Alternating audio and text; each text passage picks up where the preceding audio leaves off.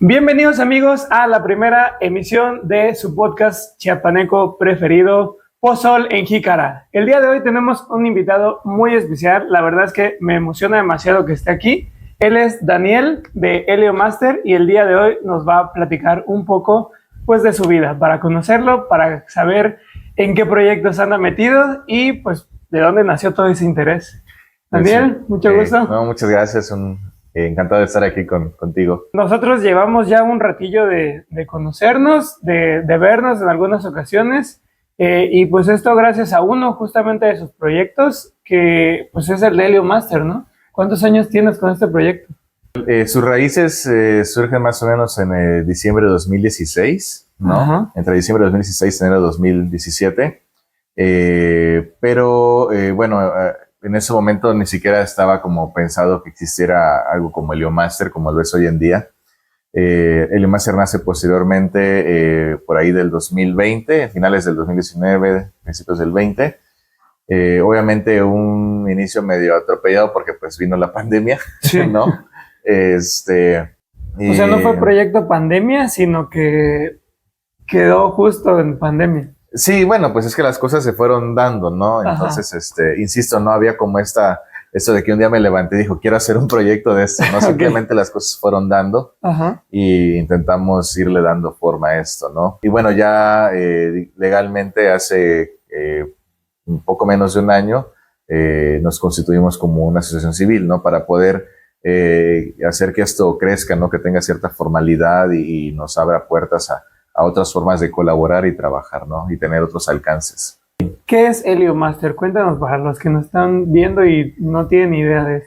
Bueno, si viven en Tuxtla Gutiérrez y en algún momento, tal vez, en el mejor de los casos, hubieran escuchado sobre que hay aves en el Parque Joyumayo o a las aves del río Sabinal y todo esto, pues bueno, es gracias al trabajo que hace 9 años se inició con preguntarme qué aves habitan y visitan el Parque Joyumayo. Y todo a raíz de haber tenido una experiencia con un cormorán, que es una ave acuática que mucha gente asocia con los patos, aunque no tiene nada que ver con los patos, que es de color oscuro y que es muy típico de cuerpos de agua, ¿no? Grandes lagos, ríos, zonas de playa.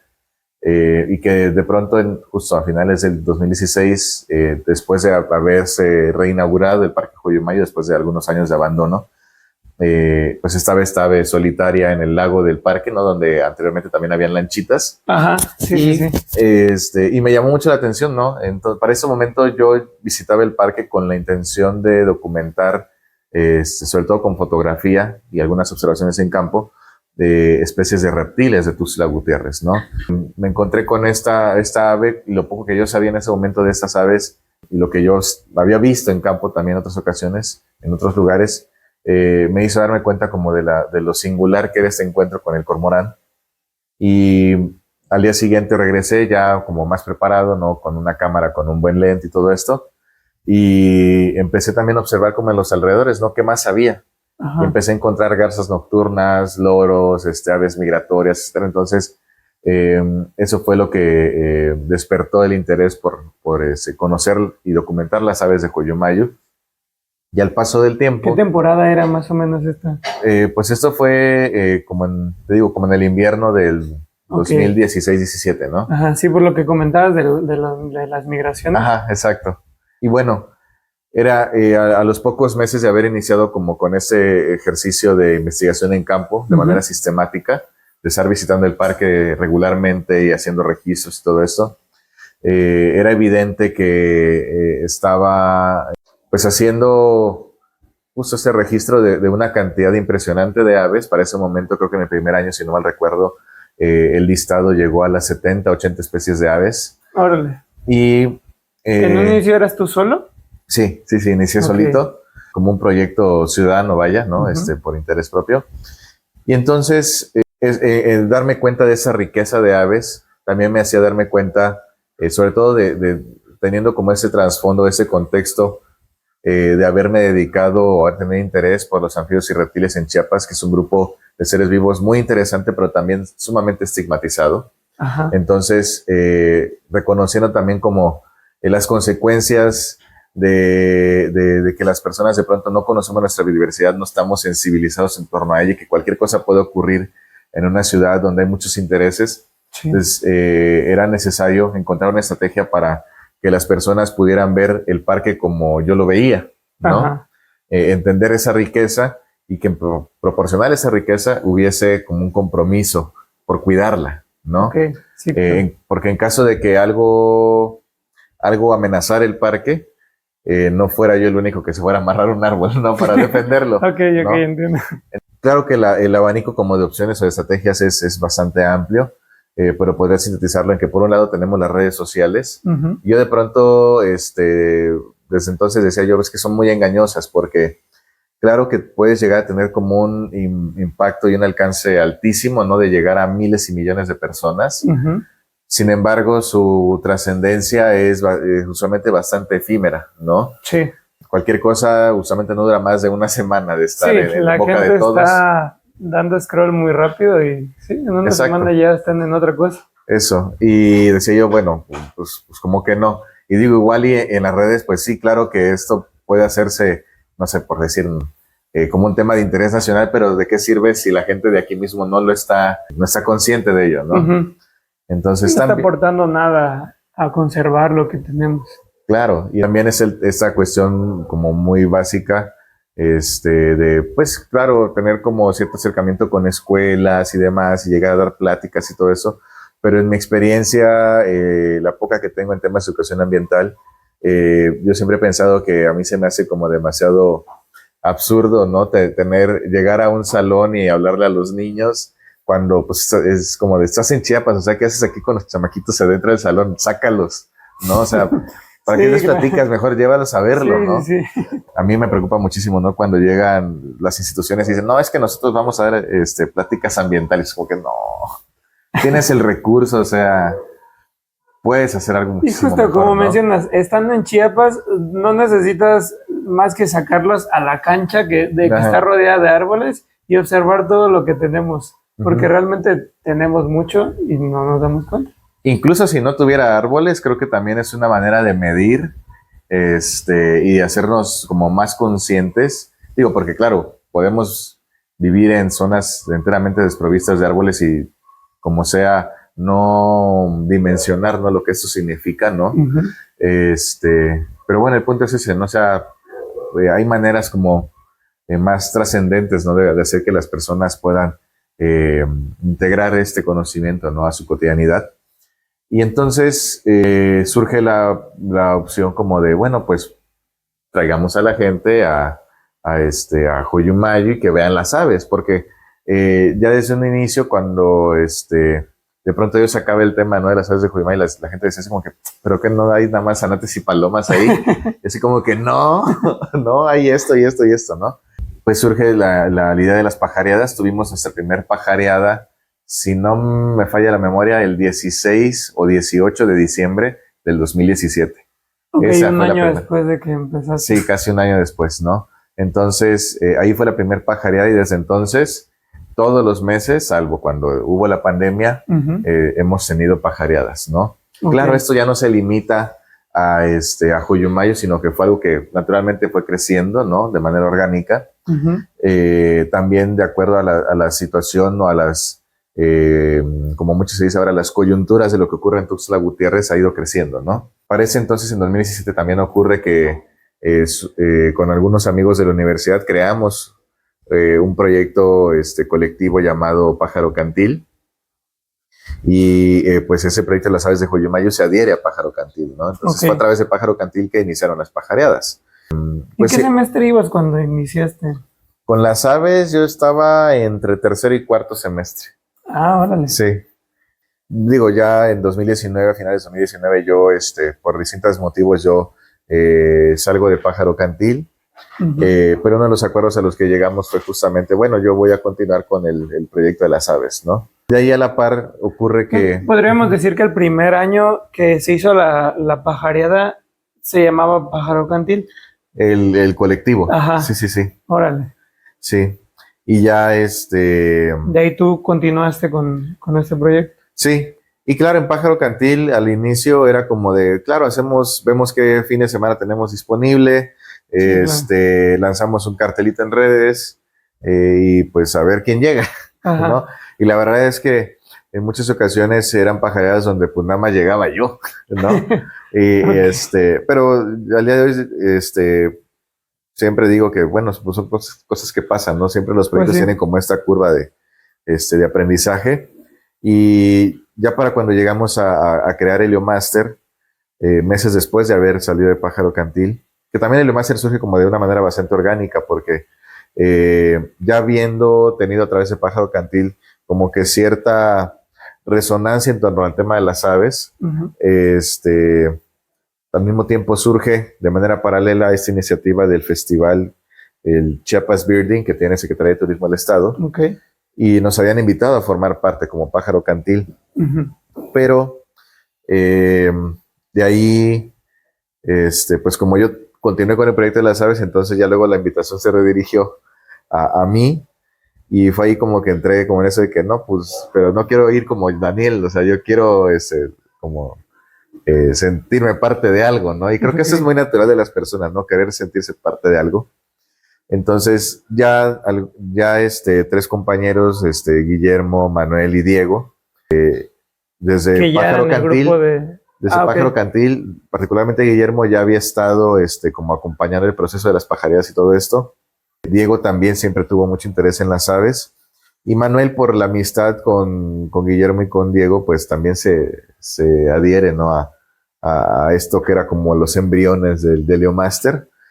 Y ya para febrero del 2020, que ocurre el festival, la primera edición del Chiapas Birding, pues tuvimos que reunirnos y sentarnos. Yo me acuerdo mucho que estábamos como en los primeros días de clase, después de terminar las clases, vaya la redundancia, nos sentamos en un salón, una sala como de lectura, y nos pusimos a revisar y decir, bueno, ¿qué nombre le ponemos a esto, no?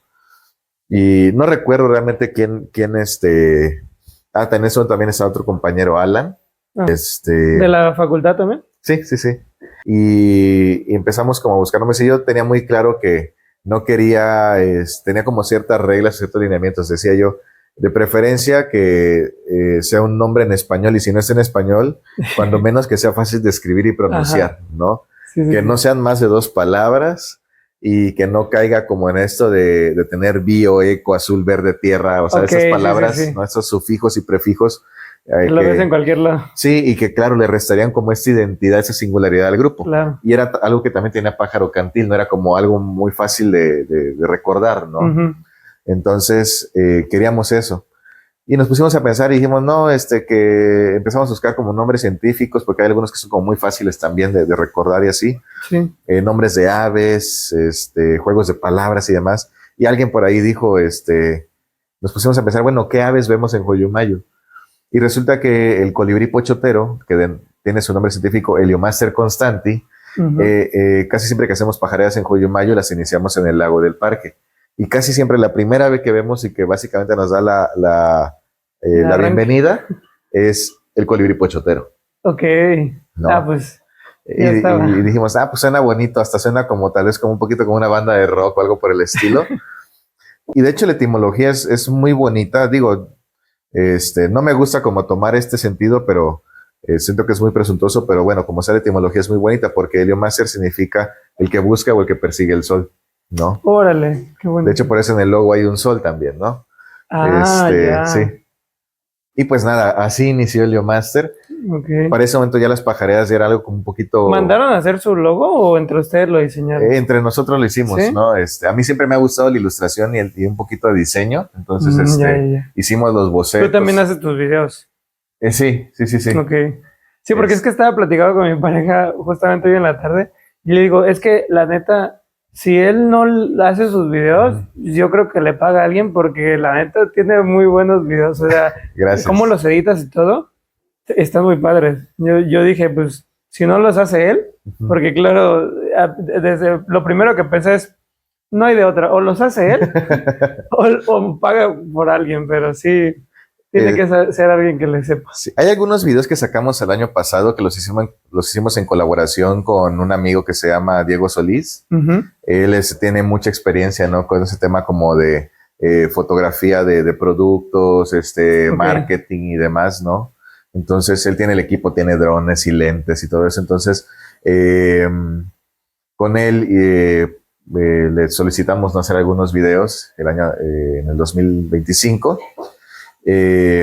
Y creo que se nota mucho también la diferencia, ¿no? Digo, yo lo he hecho de manera como muy amateur. Ujú. Y bueno, este año también hicimos uno ahí entre Manuel y yo. Pero sí, también me gusta mucho el tema de video y sobre todo documental, ¿no? Sí, es que la neta, fíjate que yo también he querido, pero requiere mucho tiempo un documental. Y pues tú que ya estás ahí dentro de, pues, la biología y todo, pues sí, la neta, tirarte un documental estaría muy padre. Sobre todo porque pues la información la tienes. Ajá. O sea, no habíamos comentado. Estudio biología, evidentemente. Sí. Estudió biología y pues evidentemente la información para hacer un documental ya la tienes. Simplemente es, como tú dices, la idea de ir plasmándolo para que pues quede orgánico. Y creo que es lo bonito de un documental, que Ujú. justamente incluso puedes grabar hasta cualquier cosa y ya a la hora de editar, simplemente con la voz, ¿no? Tú empiezas a... Sí, que te diré que, por ejemplo, para mí hay dos ámbitos en los que he incursionado que considero que son como herramientas, un complemento de lo que hago y de las cosas que me apasionan. Ujú. Y son, por un lado, sí, el tema del video, que no lo hago como tan recurrentemente, pero pues, cuando me da chance lo hago porque, como bien dices, requiere tiempo, Sí. ¿no? Primero, como tener como una historia, algo que quieras compartir y, bueno, con Ujú. base en eso, saber qué tomas necesitas, ¿no? Y luego hacer todo el proceso de postproducción, ¿no? Y el otro es el tema del teatro, ¿no? Ajá. Entonces, pero para ambos, en ambos casos, como que la base para mí es en realidad la música. Yo no sé nada de Ok. música, pero me encanta, ¿no? Mis amigos y mi familia están muy acostumbrados a que escucho bastante música tipo banda sonora, música instrumental Ajá. y de orquesta. Entonces, Ok. muchas veces eh, escucho la música y fácilmente la asocio con imágenes, o al revés, estoy leyendo algo Ujú. y tengo como la música en mi cabeza y digo, aquí a esto le queda muy bien esta canción en particular, ¿Y ¿no? eso lo apegas con el teatro? Sí, por ejemplo, una de las obras que estrenamos en 2024 Ujú. es El último turquito, que es una adaptación de un cuento escrito por Miguel Álvarez del Toro en 1976. La Órale. primera vez que leí el cuento fue como, digo, además de todas las emociones que genera, porque es una historia muy conmovedora, me quedó muy claro que música, o sea, se me hizo como justo algo muy, con mucha teatralidad, muy Ujú. dramático, y al mismo tiempo dije, esta música le quedaría perfecta. Entonces cuando pasó el tiempo, o sea, el cuento lo leí por primera vez en 2017 y 18, ¿no? Ajá. Eh, y tuve esta inquietud como de, sería genial, o sea, como adaptarlo al teatro o algo por el estilo. Con mucha timidez tuve la oportunidad de platicar con Barbarella Álvarez, que es la hija menor de don Miguel Álvarez del Toro, Ok. y que casualmente en esa plática yo me entero que ella es quien tiene los derechos del cuento, Órale. y le pregunté así como que, oye, Es el y universo. ¿qué opinarías, ¿no? De que este cuento se adapte y se haga una obra de teatro? Y Barbarella está como muy convencida de que pues el principal objetivo de Don Miguel era como compartir todo lo que él sabía, todo lo que él pensaba y sentía, ¿no? Entonces Ujú. ella me dijo, no, pues hazlo, ¿no? Adelante. Entonces, cuando llegó varios años después, pues que como 6 años después, la oportunidad de al fin montar la obra, era como de que ya está la música, es esta, Ok. ¿no? Eh, y eso ¿Y cuál también, elegiste? elegí una mezcla, tengo una apertura que es como muy, muy dramática, que también es la apertura de una obra de Silvestre Revueltas que se llama La Noche de los Mayas, Ok. ¿no? Y la intención es que uno pueda entender como esta epicidad que tiene la historia y también por las cualidades sonoras de la canción, te remonta a un tiempo pasado, Ujú. ¿no? Posteriormente hay una introducción donde se nos muestra la selva viva, ¿no? O sea, como llena de especies de fauna y todo esto. Para ello tenía muy claro una canción que he utilizado en varios proyectos porque me encanta, que es del soundtrack de un documental que se llama Planeta Azul 2, Ajá. compuesto por un artista llamado Jacob Shea que trabaja también con Hans Zimmer, ¿no? Y Hans Zimmer pues es súper famoso, ¿no? Es quien hizo el soundtrack del Rey León, de Batman, una de las de Spider-Man, y bueno, un montón de películas súper famosas, ¿no? Es un trabajo increíble y que justamente eh, tiene como ese tinte como muy tropical, tiene muchas percusiones y así, Ok. y tiene como, va como de manera ascendente, ¿no? Después hay un segmento de otro documental que se llama Planeta Tierra 2, Ujú. pero de los mismos compositores, que usamos para representar el cortejo de los turquitos, que son unos pajaritos, ¿no?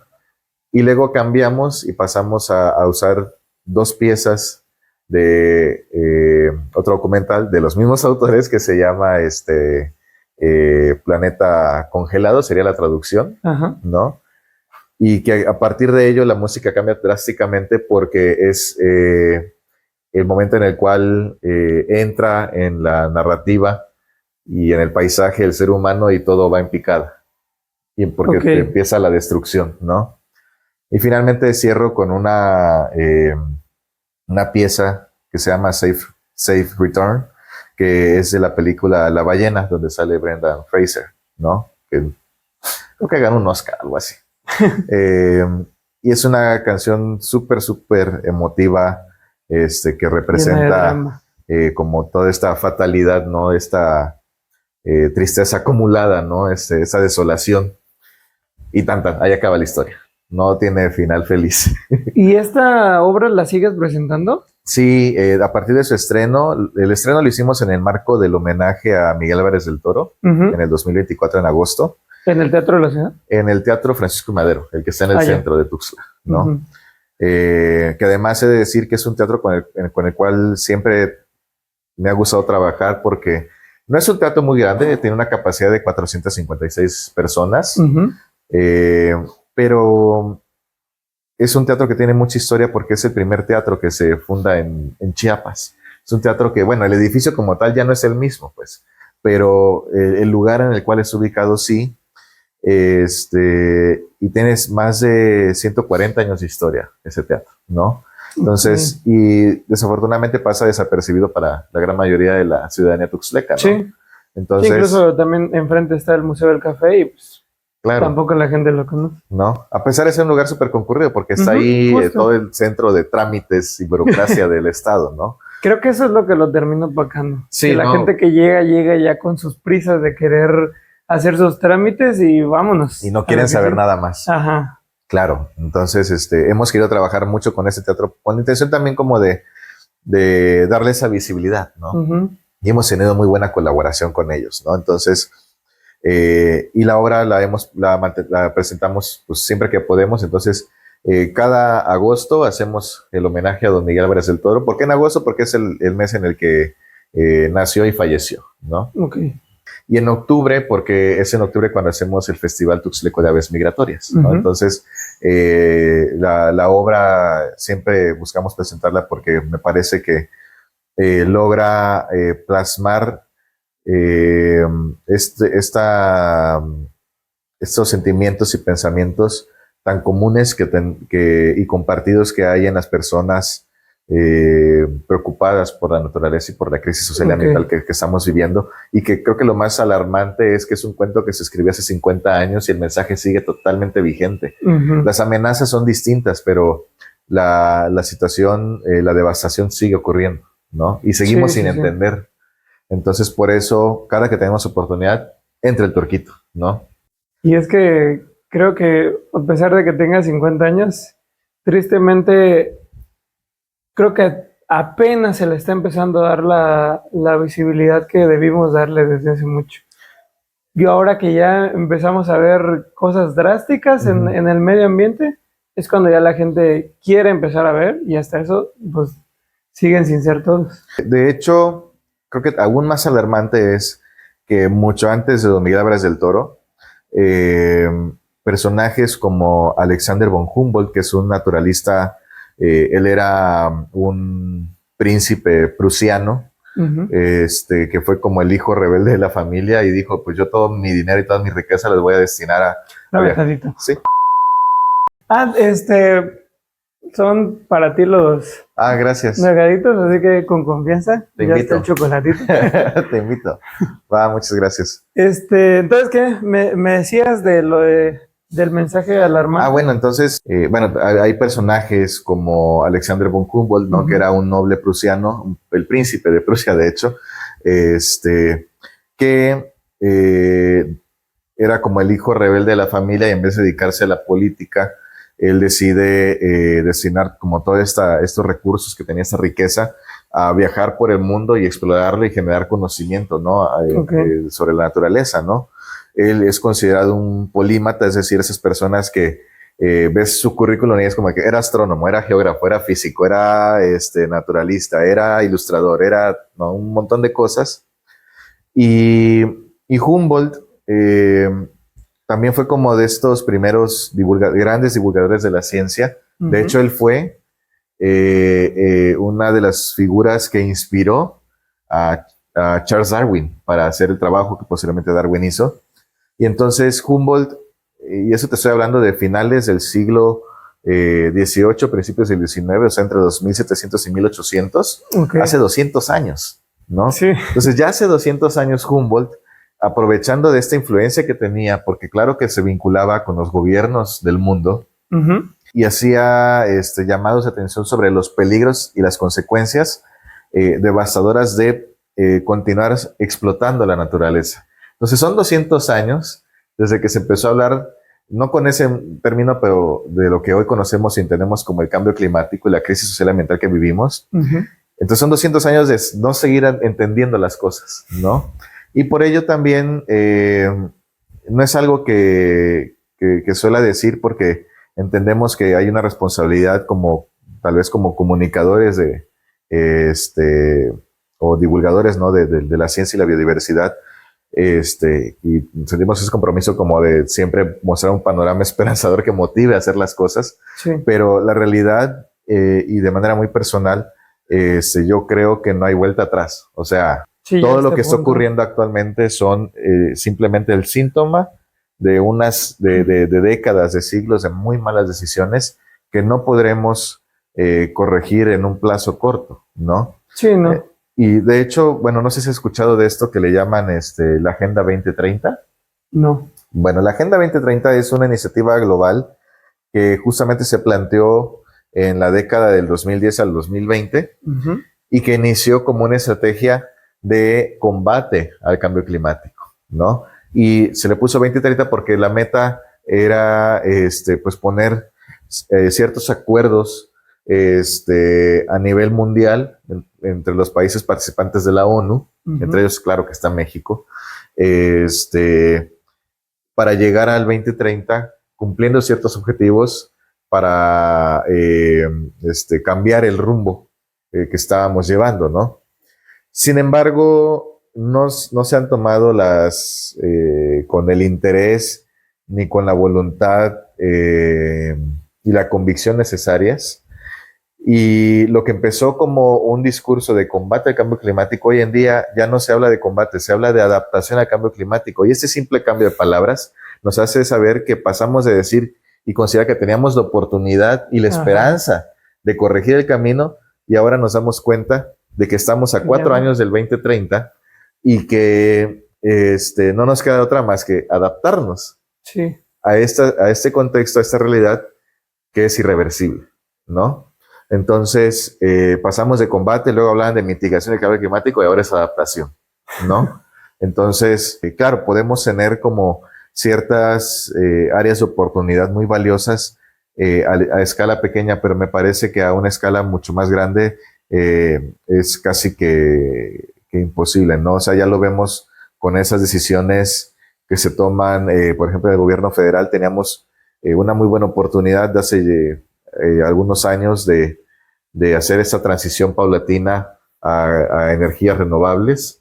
Y no, la política del sexenio anterior fue al contrario, dedicar mayor esfuerzo y mayor recurso a insistir en el petróleo, ¿no? Y eso nos habla mucho de los intereses, sin esta perspectiva ambiental que existen en los puestos clave de decisión, ¿no? Sí, como ahorita lo que estamos viendo con el tema del Mactumatzá, de cómo se lo están comiendo y realmente, pues, intereses ahí hay tanto de industrias como de ingeniería y quieras, ¿no? También la política está metida ahí, porque los permisos al final del día los dan ellos. Correcto, así es. Y algo que se pueda cambiar ahí, digo, si a este punto, teniendo ya toda la información de lo que se está provocando, simplemente les da igual. Sí, y es que volviendo tal vez un poco al tema de don Miguel Álvarez del Toro, y bueno, también quisiera compartir esto de que hago mucha referencia a Álvarez del Toro, porque es la persona quizás a la cual más admiro y de la cual he aprendido muchísimo desde una etapa muy temprana de mi vida, sin saberlo en su momento. Pero, por ejemplo, yo tuve la fortuna de que, bueno, a pesar de que mis padres, por ejemplo, somos una familia totalmente citadina, o sea, no tenemos, o sea, no crecí con ranchos ni con esa oportunidad como de ir a algún terrenito de la familia, no a pasar el fin de semana. O sea, insisto, somos como muy de ciudad. Y bueno, mi papá pues es arquitecto, mi mamá estudió licenciatura en enseñanza del inglés, entonces vienen como de mundos un poco alejados de la cuestión de esta vocación naturalista, pero mis padres, tanto conmigo como con mi hermana, siempre han sido de esa postura de que, bueno, o sea, pues haz lo que a ti te apasione, ¿no? O sea, y que de hecho cuando llegué a la carrera, incluso un poco antes en prepa, yo hasta la fecha no entiendo cómo es posible, y mis papás lo han dicho en algún momento, o sea, ¿por qué detendrías o por qué interpondrías o interferirías en algo que le apasiona a tus hijos? Y que además, no, o sea, a veces habían pláticas, ¿no? Por ejemplo, con los papás de amigos míos, ¿no? Y era como de que es que, ¿por qué detienes, ¿no? Esta pasión que tiene de tus hijos y que puede ser algo que, además de que les encante, pues les genere un beneficio y que tal vez en el mejor de los casos también un beneficio a otros, ¿no? Sí. Entonces lo digo porque, por ejemplo, conozco y siempre observo con mucha tristeza personas que dicen, es que yo quería estudiar biología. Yo siempre quise estudiar biología, y es como de, bueno, ¿y por qué no? Digo, afortunadamente biología, aunque no es una carrera que pueda decir yo que es demasiado accesible, porque la información, los textos, los materiales y demás no son tan accesibles, pero bueno, afortunadamente muchas universidades públicas ofrecen la carrera de biología, entonces eso es como un colchoncito económico. Sí, claro. Muchas veces el motivo es porque biología, como muchas carreras, está estigmatizada, como de que pues, te vas a morir de hambre. Mejor estudia, no sé, derecho, arquitectura, medicina, no es cualquier otra licenciatura, porque lo que importa no es que tú te sientas satisfecho, sino que tengas las posibilidades económicas, ¿no? Y claro, entiendo perfectamente que en este mundo capitalista y consumista, pues claro, no podemos hacer nada sin dinero, pero también digo, estamos en Chiapas, el estado que bien o mal todavía conserva la mayor es el estado que en comparación a otros conserva buena parte de su vegetación original, de sus ecosistemas originales. Es el estado que, gracias al trabajo de Miguel Álvarez del Toro, tiene un gran sistema de áreas naturales protegidas, de reservas. Es uno de los estados con mayor biodiversidad en el país. Entonces no es posible que no haya trabajo para los biólogos en Chiapas. O sea, se me hace ridículo, ¿no? Se me hace ofensivo que no haya trabajo para los biólogos en Chiapas. Y no es que no lo haya, tenemos el mejor solar. Problemas y retos ambientales hay por todos lados. Sí, claro. O sea, en cualquier carrera, hasta en medicina, y hoy en día, en la que tú quieras, hay demasiado competencia laboral. O sea, claro. Y en biología, en realidad, el tema es que hay muchos problemas estructurales porque, como platicamos hace un momento, o sea, no es que no hayan espacios de profesionales para los biólogos. El problema es que esos espacios están invadidos por perfiles que no son aptos, Sí, ¿no? Que no tienen el conocimiento, que llegan ahí por palancazo, por favores políticos, por lo que sea, y que esto también tiene mucho que ver con esta, por un lado, como esta infantilización de la naturaleza, porque cuando la gente, por ejemplo, no sé si has visto, pero cuando se habla del zoológico, mucha gente dice, ah, sí, es para que yo lleve a los niños el domingo a que se entretengan un rato. Porque hacemos esta asociación consciente o no consciente de que la naturaleza es para los niños, para entretenerlos. Y no, la naturaleza es como un libro abierto para cualquier persona que tenga la sensibilidad y curiosidad de querer, de apreciarla y querer entenderla. ¿Sabes qué? Siento que en esta parte de del zoológico en específico, podría ser una visualización en general del concepto de un zoológico, porque muchas veces no se dan cuenta, pues digo, es que a veces cuando no sales de tu burbuja, no te das cuenta, y por eso lo mencionaba, de que el zoológico de Chiapas no es cualquier zoológico, y la gente no se da cuenta. A mí ya me lo habían dicho porque de niño yo iba mucho en la escuela, y aún así no había hecho hincapié en lo relevante e importante, incluso a nivel ambiental, de lo que es el zoológico de Chiapas. Es un gran ecosistema. Sí. O sea, no es como ir yo fui al zoológico de Ciudad de México y fue como de, pues no está tan chido. La primera vez que yo invité a personas que eran de Tijuana a que visitaran el zoológico, quedaron maravillados. Sí. Mis suegros, que son de Ciudad de México, no tenían ganas de ir al zoológico porque ellos tenían este concepto del zoológico clásico, ¿no? Sí. Y cuando fueron fue como de, wow, porque a ellos les encanta también, en especial a mi suegra, les gusta mucho este tema de la naturaleza y sobre todo pues vienen de una ciudad donde es muy difícil encontrar este contacto con la naturaleza. Fueron al zoológico e igual quedaron maravillados. Entonces siento que el vivir aquí te hace no apreciar lo que tienes y dentro de ello no lograr entender el concepto completo del zoológico que creó Miguel Álvarez del Toro. Sí, claro. Bueno, ahí debo hacer una precisión. Admiro muchísimo a don Miguel, pero algo que detesto siempre es el fanatismo en cualquier cosa. Y hay que precisar que don Miguel no fue el fundador del zoológico. Okay. Existe como este ánimo, claro, como en parte como de orgullo y demás, de brindarle el crédito. Cosa que, por lo que poco que sé de don Miguel, igual y no es algo que le hubiera hecho sentir como muy cómodo. Don Miguel era una persona como muy introvertida, muy tímido, okay, ¿no? Una persona muy sencilla, pero justamente el zoológico fue parte de una iniciativa que tuvo el que para algunos historiadores ha sido el mejor gobernador que tenía el estado de Chiapas, que fue el doctor Rafael Pascasio Gamboa, que gobernó el estado de 1940 al 44, y que él tuvo esa visión de crear espacios para que la gente, tanto propia como fuera del estado, pudiera conocer a Chiapas, en la parte artística y cultural, histórica y también ambiental, ¿no? Entonces, él tiene esa iniciativa de crear lo que en su momento se llamó Museo de Historia, Departamento de Viveros Tropicales y Museo de Historia Natural, y contrata al profesor Eliseo Palacios Aguilera, que era un catedrático de lo que ahora es la UNICACH, en ese entonces la ICACH, el Instituto de Ciencias y Artes de Chiapas, y era básicamente la única persona en el estado que tenía como cierta formación en ciencias naturales, ¿no?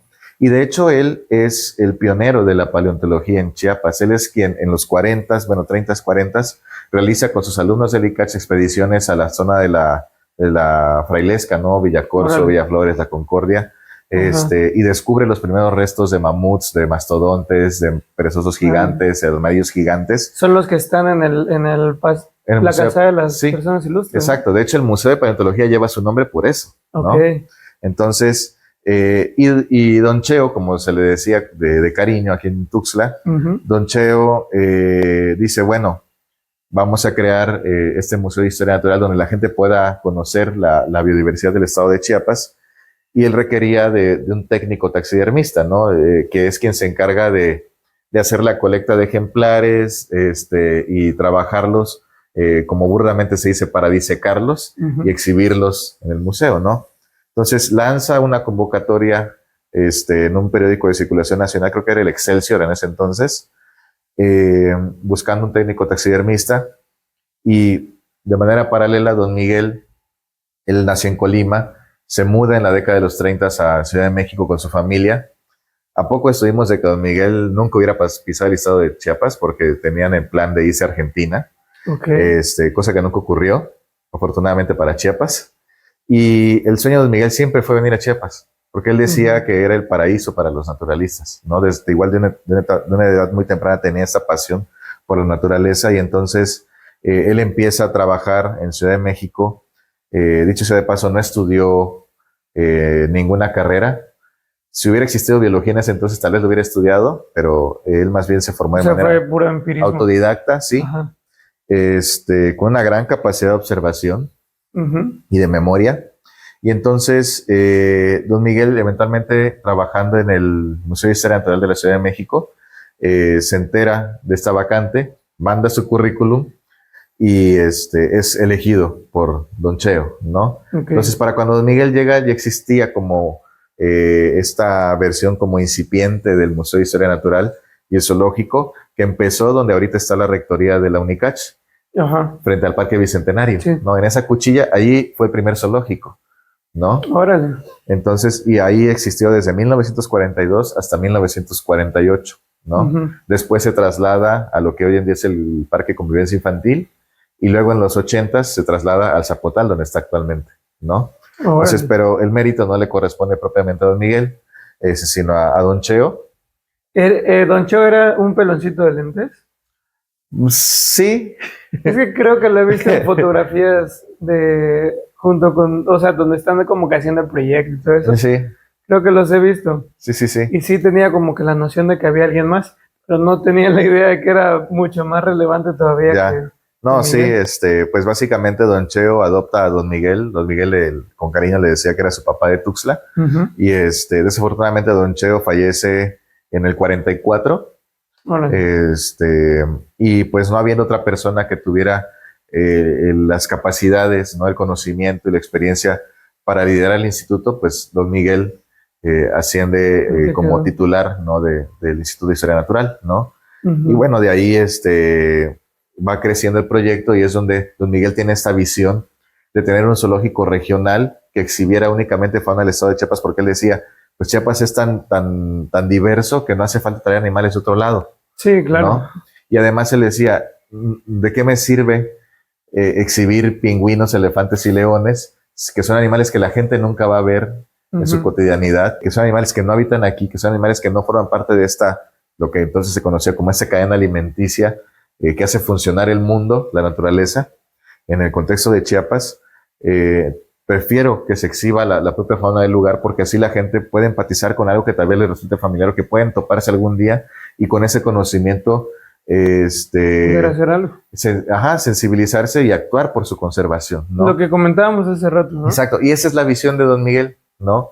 Y además alejándose de ese concepto que justo tienes mucha razón cuando dices que la gente, sobre todo la gente de fuera, tiene esta visión de zoológico que nace en Europa y en Estados Unidos mucho tiempo atrás como un espacio, como una especie de museo de curiosidades. O sea, no era el plan educativo que tiene hoy en día, sino más bien un plan como de gente rica que exhibía cosas como para decir, mira, soy demasiado rico y tengo eso y te lo muestro, ¿no? Sí, claro. Entonces, don Miguel se aleja de ese concepto y diseña un zoológico con bases, con criterios que hoy en día son el modelo a seguir de muchos otros zoológicos, ¿no? Que se tienen como unas bases cimentadas en la investigación, la educación, la exhibición y la conservación, ¿no? Que son sus 4 pilares. Entonces, por eso tenemos un zoológico tan singular y que coincido, o sea, me ha tocado guiar a personas de otros estados, de otros países también, y que quedan maravillados por este museo vivo que tenemos, ¿no? Sí.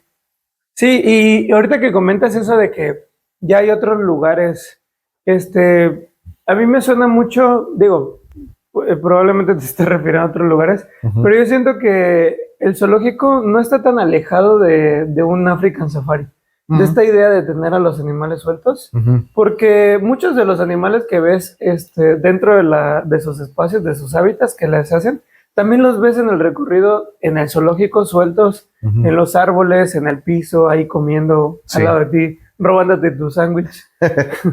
Sí, sí, claro. Justamente mucho tiene que ver con esa visión de, bueno, y que además fue una visión como con una, y espero que no se malinterprete porque como me choca que la política de pronto mancille bueno, creo que el término correcto, aunque suene como agresivo, es que prostituya las palabras. Era también como una visión un poco austera, Ajá. en el sentido de que también tener animales de la región en un espacio que imita sus condiciones naturales abarata muchísimo las labores de mantenimiento, ¿no? Sí. Entonces, porque claro, si tuviéramos osos polares y pingüinos, imagínate la lana que se estaría gastando en mantenerlos en condiciones de clima adecuadas, frío. ¿no? Exacto, ¿no? En uno de los lugares más calurosos. Así es. Entonces, también fue una estrategia muy interesante para ahorrar recursos, porque también Don Miguel siempre señaló esta falta de visión, de interés y esta indiferencia de los gobiernos, esa incomprensión de los gobiernos por la labor de lo que fue el Instituto de Historia Natural, ¿no? Sí, claro, hubo cierto apoyo y demás, y el zoológico principalmente siempre fue como, y ha sido como la cara bonita del sector ambiental, porque además es una caja chica muy valiosa para ellos porque entra mucho dinero ahí. Sí. Pero creo que su visión hasta ahí llega, o sea, realmente no logran comprender la visión que tenía Don Miguel. Y claro, hay gente al día de hoy. No tendrían los espacios súper bien acondicionados, cosa que todos sabemos que no está ocurriendo. Y debo decir, tengo el gusto de conocer a mucha gente que trabaja en el zoológico, muchos de ellos con una gran preparación, con mucha experiencia, pero ¿cuál es el detalle? Que el zoológico está secuestrado por la Secretaría de Medio Ambiente, que no entiende de estas cosas. Sí, claro. Y no les dan el recurso. Como siempre se ha dicho, o sea, un animal no va a esperar a que un alimento especializado o una medicina especializada pase por 20,000 firmas de burócratas que no les importa la naturaleza, ¿no? Sí. Entonces, ese siempre ha sido la limitante, y por eso Don Miguel siempre luchó para que el zoológico y el instituto fueran autónomos, ¿no? Okay. En su momento, en su época dorada, entre los 80s y 90s, el zoológico fue una institución autónoma a través del Instituto de Historia Natural y tenía esa facilidad de recibir financiamiento externo. Tuvo financiamiento de la WWF, que es esta que tiene el logo del pandita, ¿no?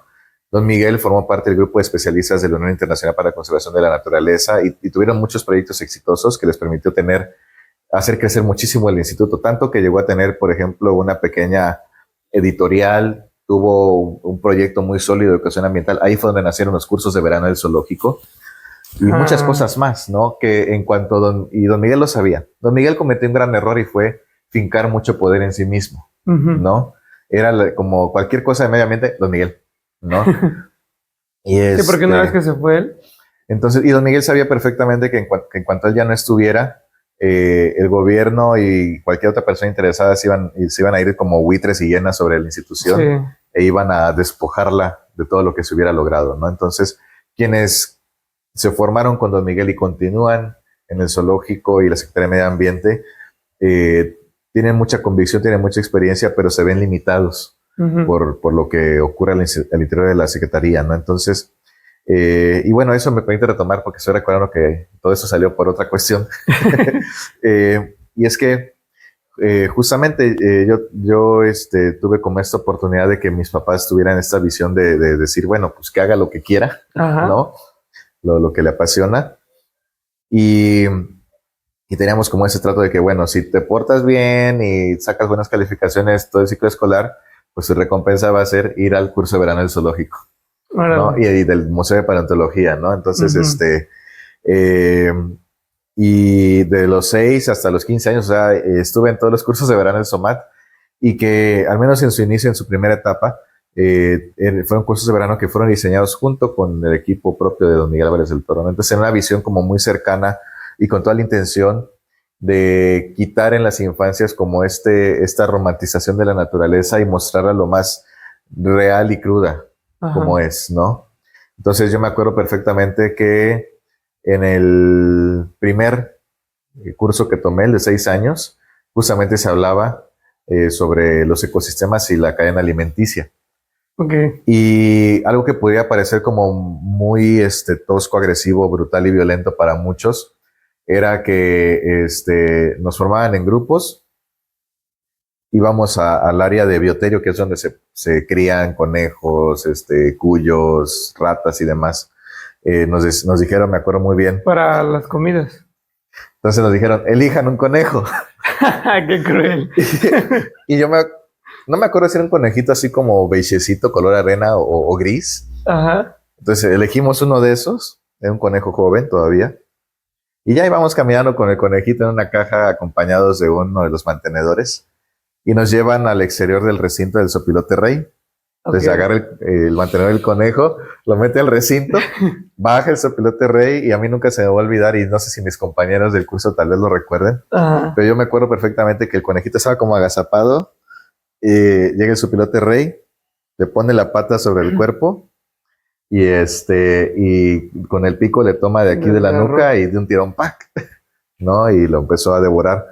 Entonces, pero ese tipo de experiencias también en un entorno como controlado y sin querer usar eufemismos y maquillar todo esto, nos permite como no caer en este error de muchas personas de que alguien haga algo, ¿no? Porque es como ese meme de cuando, cuando ves a un león persiguiendo a una cebra en un documental de leones, pues qué chido, pero cuando es en un documental de cebras, no, qué triste, ¿no?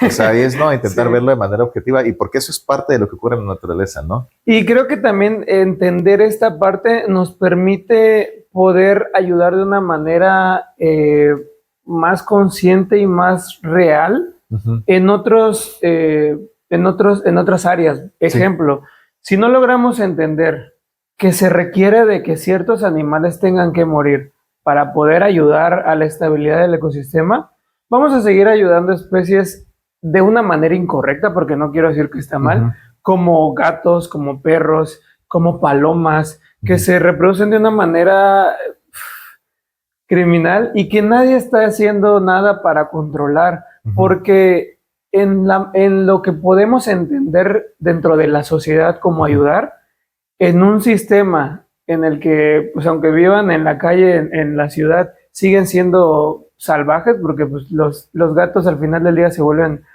animales ferales, ya no están bajo el recurso de una mano humana que les debe comer, simplemente van a matar a todo lo que se mueva. Claro. Y el estarles proporcionando alimento hace que se vuelvan más un problema que una ayuda hacia ellos. Sí, claro. Los permites tener un tiempo más viviendo en las calles, reproduciéndose, generando más daño a la fauna local. Sí. Entonces creo que entender esa parte de cómo funciona la cadena alimenticia te permite también entender que a veces se tienen que hacer sacrificios. Claro, y entonces, por ejemplo, eso me hace recordar un poco que el humano gusta mucho de querer como identificarse o proyectarse, en este caso en la naturaleza, y hay como muchas metáforas y lo más chistoso es que la gente no las entiende como metáforas, las entiende como un hecho real. Sí.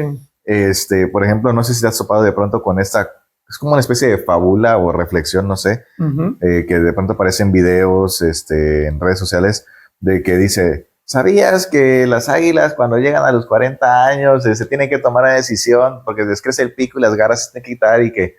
así muy humanizado, ¿no? Ajá, no. Es como que la gente lo toma como que, no manches, las águilas hacen eso.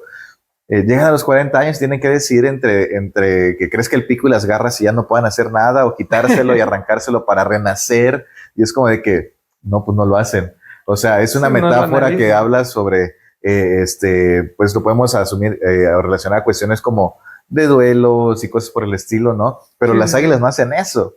O este otro mito de como el del cocodrilo también, ¿no? Que ya hoy en día ya está desmentido, o sea, ya se entiende muy, bueno, no va a faltar quien todavía no sepa, pero lo que se hacía antes, ¿no? De que el cocodrilo cuando comía a la presa, lloraba porque le daba pena que se la fuera a comer. Es como, no funciona así, pero, claro. O sea, sí llora, pero no es esa la razón. Sí, bueno, ahora paréntesis, lloran porque tienen unas glándulas que les permiten expulsar el exceso de sales que a veces pueden retener en el cuerpo, ¿no? Entonces, pero pues es un mecanismo para regular su organismo, no es porque estén tristes, ¿no? Sí, no. Y bueno, ese otro mito este es bíblico. Me parece que actualmente no soy religioso, pero pues en su momento desde muy pequeño quería ser sacerdote. Sí, leías ahí también. Entonces, me acuerdo mucho de ese mito de que los pelícanos, las madres pelícanos se perforan el pecho para que las crías puedan beber de su sangre y puedan crecer, ¿no? Uh-huh. Y mucha gente igual lo toma como si fuera un hecho real, pero no, o sea, lo que es en realidad una metáfora que habla sobre el sacrificio de una madre por sus hijos, sí. Pero no lo hacen los animales, pues, ¿no? Entonces, pues bueno, este tipo de cursos de verano y otros proyectos de educación ambiental que se desarrollan en el extinto Instituto de Historia Natural, uh-huh. Que o para decirlo de manera breve, del IHN, que es como se le conocía. ¿Todavía hacen este tipo de cursos? Mira, te diré que cuando llegó el gobierno de Juan Sabines en el 2006 al 2012, uh-huh. Ocurrió este proceso de desestabilización interna del IHN, uh-huh. Y lo desaparecieron y lo absorbió la Secretaría de Medio Ambiente. En su momento se le conoció como la CEMAVIN, que era la Secretaría de Medio Ambiente, Vivienda e Historia Natural. Y posteriormente se convirtió en la CEMAN, la Secretaría de Medio Ambiente e Historia Natural, ¿no? Le quitaron la parte de vivienda. Entonces, ¿y qué pasó? Bueno, claro, yo en ese entonces de pequeño no entendía mucho de esto, pero sí me di cuenta de algo. Para empezar, fue en el 2009 que no hubo curso de verano. Uh-huh. Quitaron presupuestos, cortaron todo, movieron al personal, bueno, hicieron un desastre. Y luego, bueno, porque además cada instituto, cada área tenía su propio curso de verano. El Jardín Botánico tenía su curso, el Museo de Paleontología tenía su curso, Zoológico curso, ¿no? Cada uno con su propia pedagogía y demás, ¿no? Uh-huh. Y entonces luego se convierte esto en la CEMAN, la Secretaría de Medio Ambiente, lo unifican todo y además empiezan como a alinear a estas agendas como eso que te contaba, como tipo del 2030, de las ODS, que son los Objetivos de Desarrollo Sustentable y cosas por el estilo. Empiezan a traer como temas con esta visión global, pero no aterrizada. Y yo, o sea, siendo aún un pequeño, me di cuenta de ese cambio total de narrativa. Y te juro que hubo un momento en el cual yo dije, o sea, está aburridísimo esto. Ok. O sea, y al día de hoy digo, o sea, qué error tan grave, ¿no? Si de por sí la naturaleza es difícil que tenga como muchos adeptos y mucha aceptación, sí. Que tú conviertas esto en una especie de propaganda para fortalecer tu narrativa política y lo que tú quieras, y ajustarse como agendas que no tienen nada que ver con el contexto real de lo que ocurre aquí, pues es un gravísimo error, ¿no? Y digo, al paso del tiempo, mejoraron algunas cositas, pero no volvió a ser lo mismo, ¿no? Sí, la estructura ya no queda igual al final del día. Sí. Son otras personas las que lo están dirigiendo ahora. Bueno, te diré que mucho del personal que estaba a cargo de los cursos de verano originalmente, uh-huh.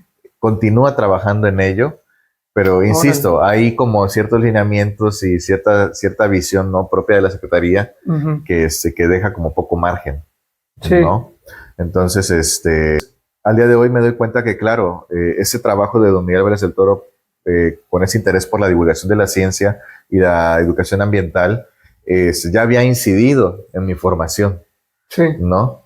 Y bueno, ya fue posteriormente en la secundaria y prepa, que yo intenté empezar a salir a campo, a la selva, a los bosques de los Altos de Chiapas, a la sierra y todo esto. Buscaba yo la manera de llegar a esos espacios y conocer esta naturaleza. Uh-huh. Porque algo que sí... Ahí todavía no estabas estudiando la carrera. No, te estoy hablando de secundaria. ¿No? Estoy hablando del 2011. Ok. ¿No? Y entonces sucede ¿Cómo que... lo hacías? Bueno, es que, por ejemplo, mi papá como arquitecto particular, desde que mi mamá estaba embarazada de mí, ha tenido mucha amistad, hemos tenido mucha amistad con una familia de San Fernando, ¿no? Que muchos de ellos trabajan en la construcción con él y ellos forman parte de un ejido.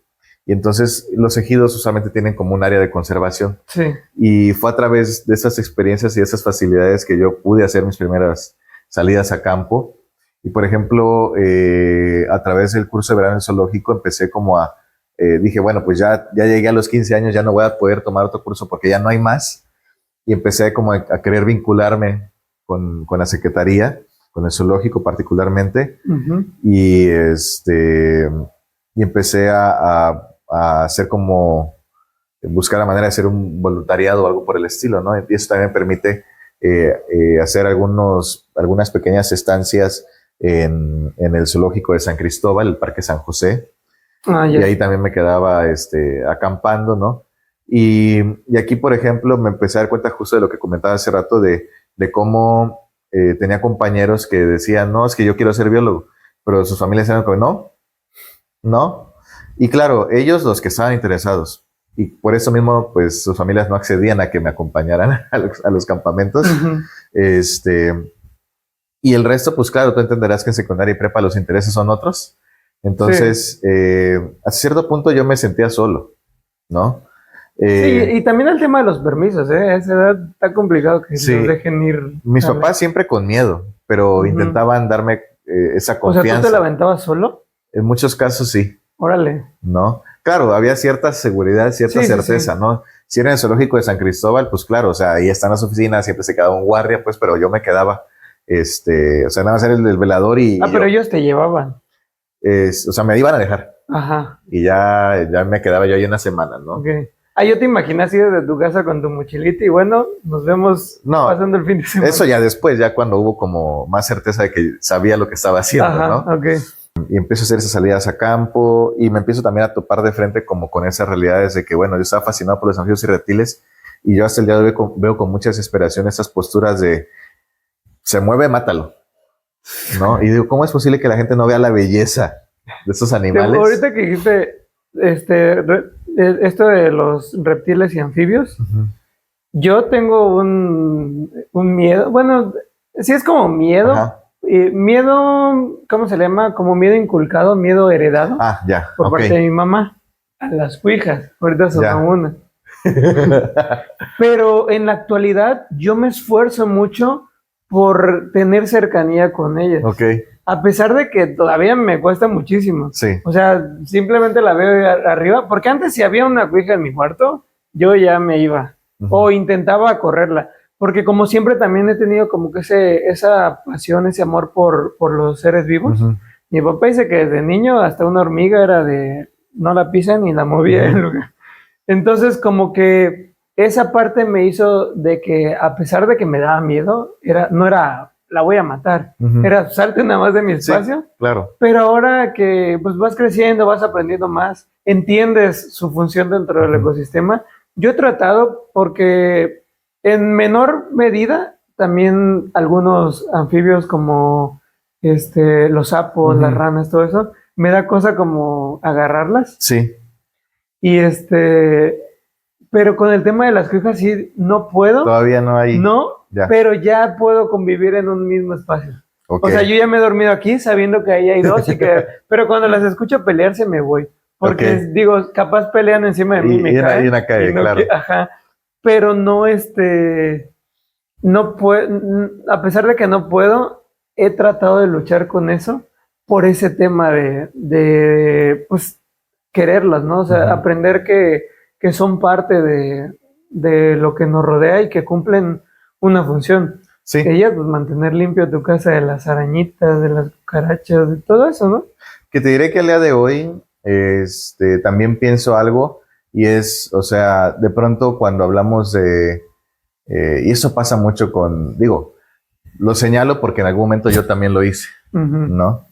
pero de que muchos compañeros compañeros refiriéndome a gente que está en biología, por ejemplo, en cosas ambientales, cuando tenemos esos espacios de divulgación, ¿no? De diálogo con las personas y hablamos justamente de ese tipo de animales, uno dice, no, es que las serpientes, pues hay que cuidarlas porque nos ayudan a controlar plagas, porque, por ejemplo, de su veneno se obtienen compuestos que hoy en día sirven para controlar la hipertensión, por ejemplo, ¿no? Ajá. Hay un medicamento que se llama captopril que utilizan las gentes hipertensas, que deriva del veneno de la nauyaca. ¿La nauyaca es nativa de acá? Sí. ¿O es endémica? Nativa. Okay. ¿No? Bueno, hay varios tipos de nauyaca, ¿no? Pero hablado de la nauyaca real, ¿no? Que es la más grande. ¿Es nativa de Chiapas? Sí. Órale. Entonces, que por eso tengo un pendiente con esa especie. Llevo desde el 2011 buscándola y no aparece. ¿Cómo crees? No. Pero bueno, al punto al que voy es que siempre buscamos tener una justificante, encontrarle una utilidad a la naturaleza para que la gente encuentre un motivo para cuidarla. Es como que no, la naturaleza por sí misma es tan fascinante que el simple hecho de apreciarla es suficiente motivo para movernos y conmovernos y exigir su conservación y su protección, ¿no? Sí. O sea, yo creo que este ánimo como de, sí, es que cuidar los árboles porque nos dan oxígeno y que nos dan sombra, y mucha gente va a los viveros y dice, quiero un árbol que me dé flor, que me dé fruta, que no sé qué, siempre es que me dé. Y si seguimos pensando en la naturaleza de una manera utilitaria, nunca vamos a lograr entender ni su complejidad, ni su diversidad, ni las necesidades de su conservación que van más allá de un beneficio propio como humanos, ¿no? Sí, porque por ejemplo ahorita te comentaba esto de las cuijas pues que controlan plagas, pero al final del día las plagas que ellas controlan también controlan otras plagas. O sea, las arañas mantienen tu jardín limpio de pulgones, de 1008 cosas, ¿no?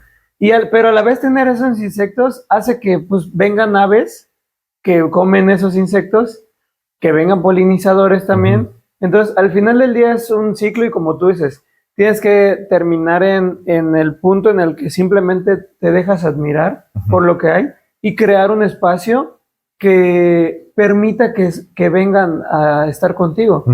Por ejemplo, yo siento que dentro de lo poco que he hecho es tratar de crear un ecosistema fuera lo más natural posible. Y lo que te decía, veo que ya vienen aves, veo que ya empiezan a llegar abejas, siempre veo ahí arañitas, lagartijas. Trato de cuidarlas de los gatos porque los gatos se comen todo lo que se mueve por ahí. Sí. Pero trato de que todo esté ahí y que ellos se muevan como deben moverse. O sea, que el que se tiene que comer a quien se lo coma. Sí. Y fluyan, pues es su vida, ¿no? Claro. Pero justo como tú dices, simplemente crear un espacio en el cual puedas admirar todo lo que pueda llegar ahí. Intento que las cosas que tengo sean o endémicas o nativas. A veces no se puede porque creo que sí se puede, simplemente hay que informarse más. Sí, claro. Hay que darle a la tarea de leer un poco más. Pero a veces simplemente plantamos y decimos florecitas y ponemos flores que ni siquiera son de aquí, ¿no? Yo trato de no caer en eso. Sí. En que aunque no se pueda ver tan bonito, pertenezca al ecosistema en el que lo estoy poniendo. Porque luego también ese es un tema, lo de que plantas un árbol que no pertenece a y son los primeros que en las lluvias terminan cayendo. Sí, exacto, ¿no? Y bueno, esto justo tiene mucho que ver con que darnos cuenta que el proteger la naturaleza y conservarla, incluso el propio hecho de apreciarla, significa o implica cambiar muchos paradigmas e ideas que tenemos impuestos y con los que crecemos, como estos temores que uno aprende, ¿no? Justamente yo me identifico también bastante con, justo viniendo de una familia como muy citadina, era de que no toques ese animal porque no sé, los sapos que te avientan leche y te va a quemar y no sé. Oye, ¿y eso es verdad? No, es mentira.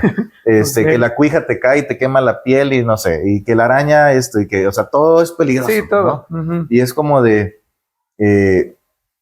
por un lado, o sea, se me hace muy triste crear o hacer que las nuevas generaciones crezcan temiéndole a la naturaleza. Y yo de pequeño, pues siempre escuchaba este tipo de cosas y yo decía, ¿será cierto? Y yo me daba cuenta que habían cosas como los sapos, las serpientes, los insectos que me daban miedo. Y mis papás se acordaban mucho de ocasiones, por ejemplo, en alguna ocasión, justamente viniendo de San Fernando, de haber visitado a esta familia que vive allá, una noche veníamos en el coche con las ventanas abiertas, en carretera, en aquel entonces era una terracería La Bajada, muy arbolada, y en verano, hoy en día ya casi no sucede, pero en ese entonces hay un tipo de araña, que es la araña seda dorada o araña néfila, que hoy en día si vas a Jardín Botánico o el zoológico, todavía hay, ¿no? Y hacen son grandísimas, coloridas. Esa es muy común en San Fernando. Sí. Ahí la he visto muchísimo. Ándale, entonces... Hasta la comen, creo. Bueno, en San Fernando no, pero creo que en Guatemala se la comen. Sí, en Chiapas también se come. ¿A poco? Sí, en el norte del estado. Bueno. Entonces, y justo... yo me acuerdo mucho que estaban como las callecitas, ¿no? De terracería, y había arbolado, ¿no? Y veías las telarañas de lado a lado de la calle, ¿no? Y era algo impresionante. A mí me ha dado un terror. Entonces, una noche íbamos bajando a oscuras, y son grandísimas, ¿no? Y un chapulín, que claro, en la oscuridad no sabía yo que era un chapulín, se mete, pero esos grandotes, ¿no? Se mete, yo lo siento aquí, pego el grito, y todo, ¡ah! ¿No? Y frenón, y ¿qué está pasando? Pensaste, ¿no? Que era una araña. Pensé que era una araña, ¿no? Tal vez sus papás se acuerdan de eso. Y por experiencias como estas y por el reconocer que yo le tenía miedo a algo, yo también como que me forzaba a cuestionarme ese miedo e interactuar con esos seres y conocerlos y cambiar mi perspectiva para ver si sí o no. O simplemente... No digo que me ponía ya que me mordieran o algo así, pero intentaba como, bueno, como dices, o sea, en vez de huir, pues cuando menos, o sea, dedicarme a observarlos, ¿no? Y entenderlos un poco más. Y eso tiene mucho que ver con esta intención de conocer el lugar en el que vivo, ¿no? Como de, es que veo mariposas, es que veo lagartijas en la casa, es que veo este sapo y quiero saber cómo se llaman, ¿no? Entonces, y así poco a poco yo me fui quitando esos temores y a los pocos años, tengo otra anécdota, donde fuimos allá a San Fernando, tenía yo una de esas cajitas como para mascotas, de esas portátiles de plástico transparente, y yo lo que hacía era que mi papá cuando iba a alguna obra o algo por el estilo, yo llevaba la cajita y encontraba chapulines y cosas así y les hacía como su entorno, su ambiente ahí, y intentaba mantenerlos, ¿no? Y observarlos y todo eso. Entonces, en una de esas dije, quiero una de esas arañas. Entonces, fui a San Fernando y ya poco a poco me iba yo quitando el miedo hasta que se convirtió en una fascinación por esas arañas. Y creo que me traje como unas 3 o 4 en esa cajita. Órale. Pero regresamos. ¿Pero ya sabías que no te iban a hacer nada sí, o simplemente dijiste? No, ya sabía yo. Okay. ¿No? Y entonces, porque justo es una araña que se exhibe en el zoológico. Y fue como esas fuentes de información que yo tenía. ¿Dentro de los cursos sí te muestran esa araña? Es que yo era bien preguntón. Okay. Generalmente soy muy tímido, pero en esos temas era como de que me desinhibía, ¿no? Ajá. Entonces, y luego con mis papás a veces llegan tarde por mí, me quedaba con los que eran los instructores y ya les preguntaba, y la mayoría eran biólogos, ¿no? Tenía ese ánimo, ¿no? De querer conocer como la fauna con la que convivo. Entonces ahí fue donde aprendí que las arañas, pues estas no eran peligrosas, ¿no? Okay. Entonces, y de hecho pasaba que los niños de allá de San Fernando jugaban con estas arañas, y de repente decían, ¡ay, me mordió! Y es como, me mordió, ¿no? Entonces, pero regresamos muy noche. Y yo, pues, tal vez tenía unos 9, 10 años, ¿no? Entonces, me quedé dormido, bajé así como en automático, ¿no? Hacia mi cuarto, y quedó la cajita con las arañas dentro del coche. Okay. Al día siguiente, mi mamá sale temprano y abre el carro y se extiende la telaraña. No inventes. Se habían salido de la caja. Okay. ¿No? Y ya creo que, no me acuerdo muy bien si esa mañana me levanta mi mamá y me dice, ve por tus arañas. ¿No? Y mis papás se fueron poco a poco habituando a ese tipo como de experiencias, ¿no? Pero justo fue así como poco a poco esto fue ese proceso de ir reconociendo, ¿no? Como de esos temores que uno aprende y que se pueden desaprender, ¿no? y que por eso ya después cuando yo me metí con este mundo de los anfibios y reptiles y demás, y yo salí a campo y la gente, sí, yo maté una culebra, sí, y yo la vi, que el otro día le corté la cabeza, ¿no? Porque hasta eso te lo cuentan con lujo de detalle, sí, ¿no? Con un orgullo. De las matanzas que hacen, y sí, y con un orgullo. Porque claro, está también esta situación de que a mí me gusta mucho como de pronto como intentar desmenuzar las cosas y preguntar el por qué. Uh-huh. Y si te pones a pensar, te das cuenta que las serpientes, cocodrilos, arañas, estos animales que asumimos como peligrosos, el hombre que tiene como la capacidad o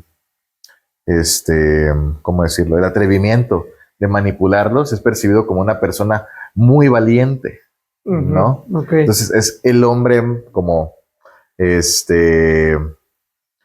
y hablando en ese caso de una cuestión como de género, es como una extensión también de proyección de su masculinidad, ¿no? Sí, sí, sí. Por eso fue tan exitoso, o por eso son tan exitosos personajes como el cazador de cocodrilos, uh-huh, ¿no? Sí. Porque está ejerciendo un dominio hacia la naturaleza, un sometimiento. O el encantador de perros. ¿No? Exacto, ¿no? Entonces, también quien mata serpientes es una persona que, claro, lo cuentan con orgullo porque para ellos es como, claro, yo sometí a la fiera, a la naturaleza. Yo pude contra la serpiente. Exacto. Y es como decirlo, pero con un machete, no con tus manos. Ajá, y por eso mismo hoy en día también existen como muchas personas que de pronto están en alguna feria, en algunos espacios como pavoneándose con una serpiente en su cuello, y que es una gran mentira que esto sean cuestiones de educación ambiental, es meramente un espectáculo que pretende o se nutre mucho del morbo de las personas, uh-huh, ¿no? Y bueno, te decía yo, empecé a salir a campo y me empecé a dar cuenta como de muchas problemáticas que ocurren y ver con desesperación, o sea que es como de que es que la gente no entiende, ¿no? No. Entonces, y fue justo en esa etapa de la secundaria y prepa que llego a encontrar un libro de Don Miguel que para mí es hasta la fecha mi libro favorito y que ha significado mucho para mí, uh-huh, porque en ese momento no lo razonaba yo, hoy en día ya lo entiendo y es porque fue la primera vez que, digamos que es a través de un texto, encontré como un eco o como que conecté con una persona, me di cuenta que había alguien más que también se daba cuenta de esas cosas y también se desesperaba, ¿no? Sentía esa impotencia, esa preocupación, enojo, tristeza, coraje, ¿no? Uh-huh. Es el libro de Hacer a Chiapas, que Don Miguel publicó en 1985, donde te narra toda esta historia que te conté de cómo llegó a Chiapas y sus principales expediciones en el estado y te cuenta... ¿Cómo se llama, dices? Hacer a Chiapas. Ok. Y es un libro maravilloso porque cuando uno habla de historia, casi siempre la historia es tratada desde la perspectiva humana. Sí. ¿No? Es muy raro que encuentres la historia o el pasado ambiental de un lugar. Entonces, así era Chiapas, te da como un vistazo a justo cómo era Chiapas de los 40s a los 70s. Y Don Miguel te narra unas cosas maravillosas de un Chiapas todavía bastante virgen.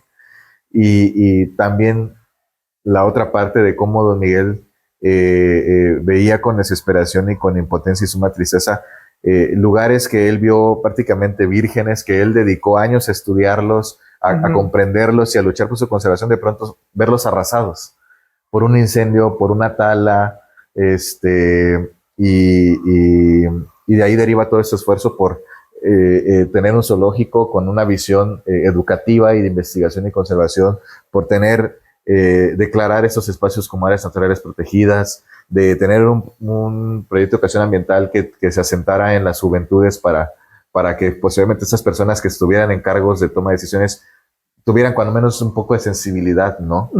Y bueno, ahora con el tema de... Sí.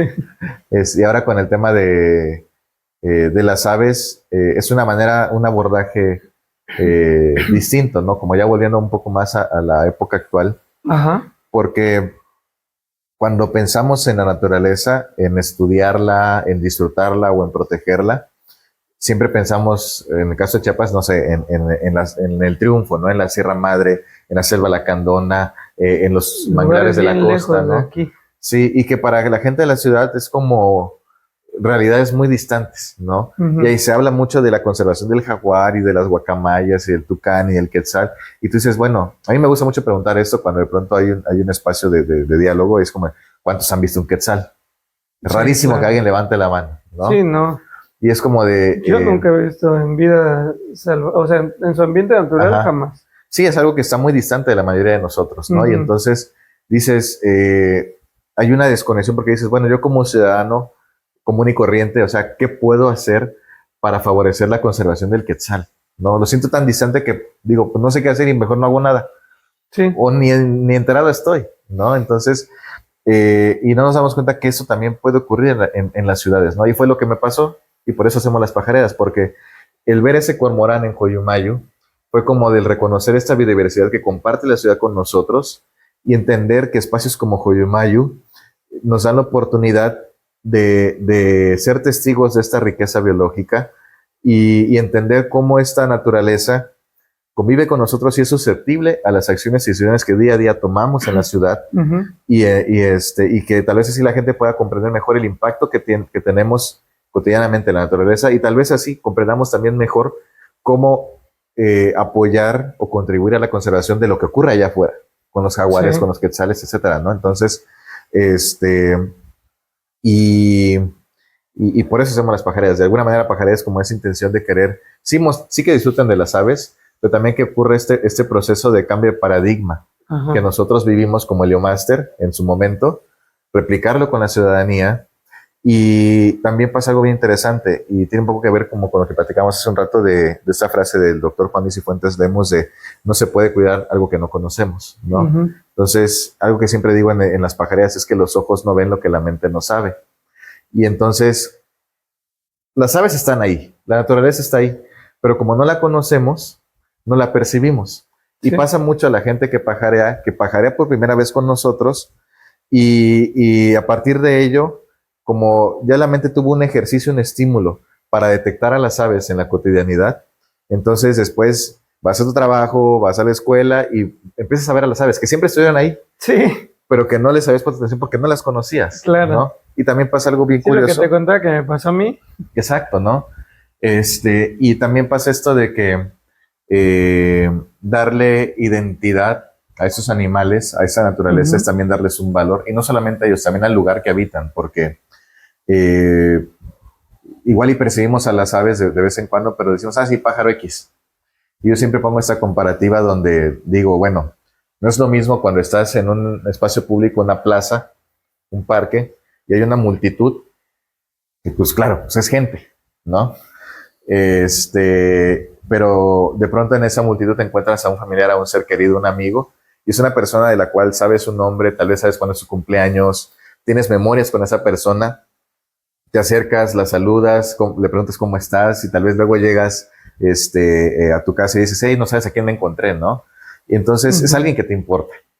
Y eso mismo con la naturaleza, está ahí, pero como no la conocemos, no sentimos esta empatía, esa preocupación por ella. Sí. Entonces, el ya poder decir, mira, ese pájaro X, pues no es un pájaro X, es un Luisito, ese pájaro es un sensontle de agua, etcétera. Entonces, darles un nombre es darles un valor, ¿no? Y es lo que pretendemos a través de las pajareadas. ¿Y te tocó darte un tiro con el gobierno cuando fue lo de, ¿cómo se llama? Más puentes. Menos puentes, más ciudad. Sí, sí, ¿no? ¿Eso también tú lo hiciste? ¿O fue una sinergia? Entraste. Fue una coyuntura. Mira, ahí lo que pasó fue que, como yo dije hace un rato, necesitábamos una estrategia para que si algo le pasaba al parque, no estuviéramos solos, ¿no? Y la estrategia fueron las pajareadas, porque a través de la pajareada, aunque no pueda ser una pajareada de 100 gentes o de 1000 gentes, pues bueno, hago un grupo de 10 personas. Esto de que, o sea, el tema de si en algún momento sucedió mucho antes del vamos a construir un puente, o simplemente como que se fue conectando. No, ya había, pues es que... Ya estabas trabajando en por si llegaba a pasar. Te digo, para ese entonces, yo tenía ya varios años como de esa experiencia en campo empírica y de ver de cómo funcionan un poco las cosas.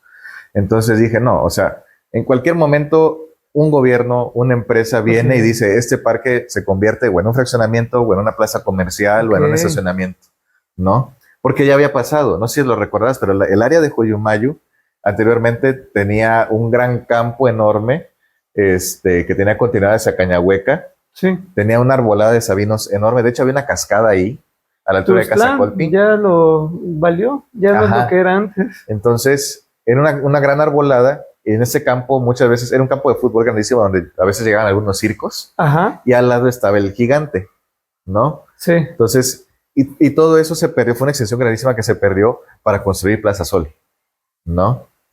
Entonces, la amenaza estaba latente, ¿no? Ok. Entonces, en algún momento alguien venía con una idea y cambiaba todo aquello, ¿no?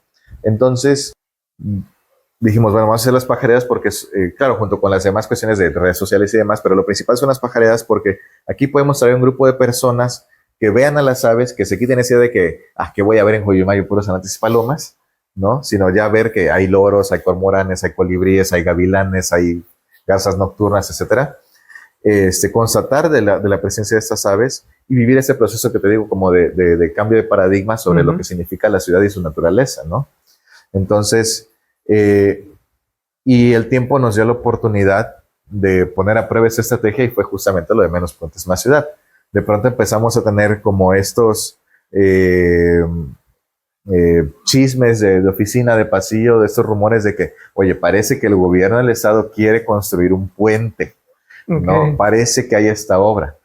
Y ya comenzamos, para ese entonces habían como otros colectivos, otras organizaciones y algunas otras personas que hoy en día conforman como el núcleo de Menos Puentes, que ya nos habíamos topado en algunos espacios como el Museo de la Ciudad, ya habíamos coincidido en otros proyectos como la Vía Tuxtla Recreativa, y teníamos como que ciertas simpatías, coincidíamos en algunas cosas, ¿no? Pero fue Menos Puentes, yo siempre he dicho desde ese entonces que creo que Tuxtla necesitaba una amenaza de esa magnitud para que dejáramos, digo no todos, pero cuando menos dejara de existir como esta desvinculación, esta desarticulación y esta apatía generalizada de la ciudad. Sí. Y que sí se movió demasiado gente. Que se movió demasiado, ¿no? Entonces fue, hasta eso me atrevería a decir, gracias al gobierno anterior pasó todo esto, gracias por ese empujón, porque... Y que sobre todo, como tú dices, ya tenías algo que se estaba trabajando desde antes y que eso ayudó justamente para que en cuanto se necesitó, órale, es el momento para poner a prueba lo que estábamos ya previniendo. Eso, y entonces pasa de que empiezan como nosotros empezamos a preparar como Menos Puentes, claro que nos reuníamos y teníamos, cuando empezamos a trabajar y ver, como tentar el panorama de, bueno, ¿qué es lo que pretende hacer el gobierno? ¿Quién lo quiere hacer? ¿Cuál es el presupuesto? ¿Cuáles son las bases técnicas? ¿Dónde está el plano del proyecto? O sea, empezamos con una serie de solicitudes de transparencia, ¿no? Como empezar poco a poco, ¿no? A recabar información. Y con ese poco de información nosotros decíamos, bueno, eso es lo que sabemos, ¿cuál es nuestra respuesta? ¿Cuál es nuestra postura? ¿Cuál es nuestra estrategia? Y surgen estos tres frentes, un frente técnico, un frente, digamos, un tanto pedagógico, porque también significaba que mucha gente entendiera por qué este proyecto, esta obra no era conveniente para la ciudad, ¿no? Y un frente jurídico-legal, ¿no? Entonces teníamos esos tres frentes para consolidar la lucha, ¿no? Para lograr el objetivo de no construir estos puentes, perdón. Y entonces a nosotros como Heliomaster, pues obviamente no íbamos a quedarnos de brazos cruzados. Había también como esta corresponsabilidad con el parque y con sus aves. Y empezamos a trabajar y le dimos un mayor auge a las pajareadas. O sea, fue como una de las primeras acciones que comenzamos a activar con mayor recurrencia para que la gente fuera a ver lo que estaba en riesgo. Sí, exactamente. ¿No? Y mucha gente empezó ahí también por morbo, como de, bueno, ¿y esta gente que ladra, no? ¿Qué es lo que quiere cuidar sus palomas y sus anates? ¿No? Y fue muy bueno. Y entonces eventualmente cuando empezaron las primeras manifestaciones, las protestas y las marchas, de pronto vemos que había una lona, una manta ahí, que decía, aquí vive el 11% de las aves de México, que era un dato que nosotros dábamos a cada rato en las pajaredas y que algún grupo de ciudadanos ahí la quiso hacer, ¿no? Entonces, de pronto uno de los argumentos de mucha gente era, hay que proteger el parque de las aves, ¿no? Entonces fue como muy satisfactorio para nosotros que sin pedirlo la gente Sí, ya tenía estaba como actuando. interiorizado esto, ¿no? Y bueno, Menos Puentes no dejó de existir porque en ese proceso dijimos, bueno, ¿cómo hacemos para blindar no a los parques, sino a la ciudad Sí. de futuros proyectos de ese tipo? Y cómo empezamos a construir una visión de ciudad que sea digna, segura y accesible, Ujú. congruente además con mucha normativa que ya existe y que no se está aplicando en cuestiones de construcción, por ejemplo, de crecimiento urbano y demás, y que va muy de la mano con reconocer la vocación del territorio, las condiciones ambientales, y en vez de tomarlas como un obstáculo, como un estorbo o como un peligro, utilizar la propia naturaleza y lo que hoy en día llamamos soluciones basadas en la naturaleza para justamente solucionar estos problemas que tenemos en la ciudad, como la crisis hídrica, que hace poco recordarás que como se va haciendo más común cada año, tenemos semanas enteras sin agua en la ciudad y irónicamente días después tenemos exceso de agua en la ciudad y se inunda y colapsa. Entonces, no es que haya o no haya agua, el tema es que está muy mal gestionada, porque Tuxtla ha crecido como una ciudad que ha ignorado completamente sus condiciones ambientales y la gente construye como si nunca lloviera y para que nunca llueva, ¿no? Como lo que hizo el año pasado el presidente municipal, de que todos los embovedados que había en el centro de la ciudad los tapó. Ajá. Para que ahora se drenara por el centro. Y sí, este año fue la primera inundación justamente donde pasaba el embovedado. Claro. Según él lo hizo para que nunca se fuera a inundar y la gente replicó y dijo, es que aquí nunca se ha inundado. Sí. Y ya se inundó este año. Y mira, a mí me preocupa como ciudadano y también desde luego me molesta que haya como esta narrativa tan incongruente que la hemos estado señalando y señalando y señalando, porque de verdad, o sea, yo digo, son tan tontos o son muy malvados, porque por un lado Protección Civil viene con esto de vamos a hacer todo esto en los ríos y en los arroyos para prevenir riesgos de inundación, y están arrasando con la vegetación ribereña, que es un elemento natural propio del río y de los arroyos, y que es parte de esa infraestructura verde que permite absorber el agua y apaciguarla y reducir ese caudal violento que genera desastres. Sí. Y la gente no lo entiende así, la gente se quedó en la lógica de hace 50 años, cuando pensábamos que la manera de solucionar la inundación era hacer que el agua se fuera lo más rápido posible, y por eso creamos canales y embovedados, ¿no? Y muros de concreto en los cuerpos de agua. Y ¡Ey! ¡Métese! ¡Órale! Perdón. Nada, no te preocupes. Y entonces tenemos esta cuestión, ¿no?, de esa infraestructura que para mucha gente sigue siendo como la única opción. Ajá. Y que yo no sé por qué el ayuntamiento y el gobierno del estado insisten en seguir replicando ese tipo de técnicas de infraestructura gris, que ahí están el ejemplo de la Pomarrosa, de la Potinaspac, sí, de San Roque, de Cerro Hueco, de la 24 de junio. La ¿no?, peor de todas. Que son colonias donde ya se aplicó ese tipo de infraestructura y sigue pasando. O sea, cada lluvia nos recuerda que esa no es la solución. Y que ese es su camino. Y estos últimos años se ha incrementado las labores de derribo de vegetación en el río Sabinal y sus afluentes. Y llegó el primer aguacero este año. ¿Y qué pasó? Estamos a centímetros de que se desbordara con la primer lluvia. Entonces dices, ¿qué está pasando aquí? Sí. ¿No? Y esto va en el sentido contrario o retroalimentándose con esa política que ahora existe de pavimentar calles con concreto hidráulico. Y digo, no estamos en contra de que la gente tenga vialidades. La gente necesita moverse como decía hace rato, de manera digna, segura y accesible. Sí. Y existe una normativa que es la norma oficial mexicana 004 de la SEDATU del 2023, que tiene, digamos, adherido un manual de calles mexicanas que tiene todos los lineamientos de cómo debe ser una calle completa en México, dependiendo del contexto de cada región, de cada ciudad, ¿no? Y dice, los carriles deben ser así y así, dependiendo del lugar, el pavimento debe ser así y así, debe tener un ancho de banqueta tal para que cualquier persona pueda caminar de manera cómoda y segura, no importa si va a pie o si va en silla de ruedas, ¿no? O si es un niño o si es una persona de tercera edad. que debe tener un área verde para que haya sombra y sea todavía más cómodo de transitar, etcétera. Y este proyecto que tiene el ayuntamiento hubiera sido la oportunidad perfecta para implementar esa normativa y que Tuxtla fuera un modelo, y no se está haciendo, ¿no? Entonces, es como de que están todas las herramientas y no se están utilizando, ¿no? Entonces, y claro, el aumento de la superficie de concreto pues hace que toda esta agua de lluvia que naturalmente se hubiera absorbido, y esto incluso pudiera reabastecer los mantos acuíferos, y para la gente que tiene pozos fuera una maravilla porque recuperaríamos el nivel de agua, pues es agua que no se absorbe y ahora rebota en el pavimento y escurre y forma caudales cada año más violentos, ¿no? Y bueno, nosotros que estamos interesados y soñamos con un río Sabinal renaturalizado, donde la gente pueda tener más oportunidades de coexistir con la naturaleza y aprender de ella, pues no podemos soñar con eso en tanto no tengamos la seguridad de que Tuxtla no se va a inundar, ¿no?